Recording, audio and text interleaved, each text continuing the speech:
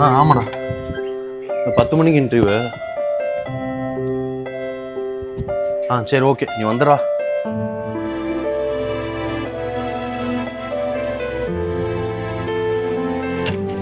சரி ஓகே.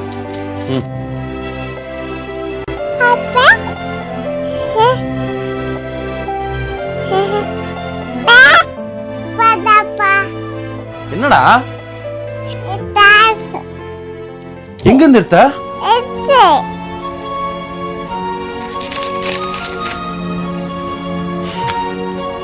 காசை கீழே உதற விட்டுட்டு ஏன் மேல சந்தேகப்பட்டீங்க?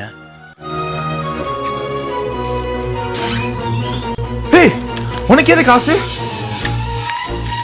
அட பாவி, இது ஏன் 2வது தானே? திருட்டு நாய், அன்னைக்கு நம்ம யோக்கிய மாதிரி பேசின. ஏய், என்னடா பொழுது நீ கத்திக்கிட்டு இருக்கீங்க? யோக்கியமான புள்ள அன்னைக்கு திருடன் நானே. இப்ப அந்த காசு எப்படி வச்சு கேளுப்பா. ஏய், உன்னை புள்ளைய பத்ததுக்கு எனக்கு அவமானமா இருக்குடா. ஒரு நிமிஷம் இருங்க தம்பி. இந்த காசை எங்க இருந்து எடுத்துட்டு வந்த? எங்க இருந்துச்சு? நீ தானே எடுத்துட்டு வந்து கொடுத்த. அந்த காசு உன்னோட தான்டா, ஆனா அதை நான் எடுக்கல. உங்க கவன குறைவால கீழே போட்டுட்டு என்னைய சொன்னீங்க பாத்தீங்களா?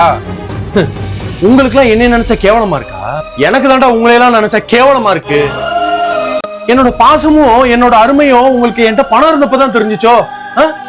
இப்ப என்கிட்ட பணம் இல்ல, அதனால என்ன குப்பை தொட்டியில தூக்கி போட்டோமா ஒரு குப்பையை பாக்குறமா என்னை பாக்குறீங்க?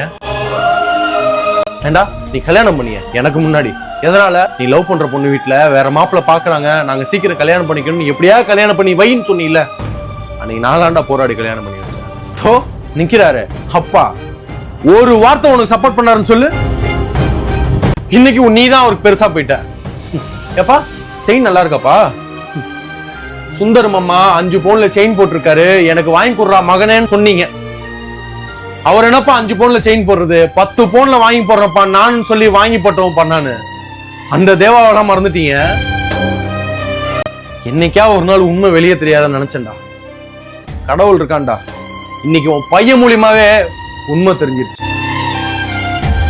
ஏண்டா காசுதான் எல்லாம் நினைச்சிட்டு இருக்கீல நீனு? பாவண்டா, உன் பையனுக்கு காசு தான் முக்கியம்னு சொல்லி வளர்த்துறாதடா. நல்ல மனுஷங்க தான் முக்கியம்னு சொல்லி வள. உனாதான் நல்லா வரட்டும்.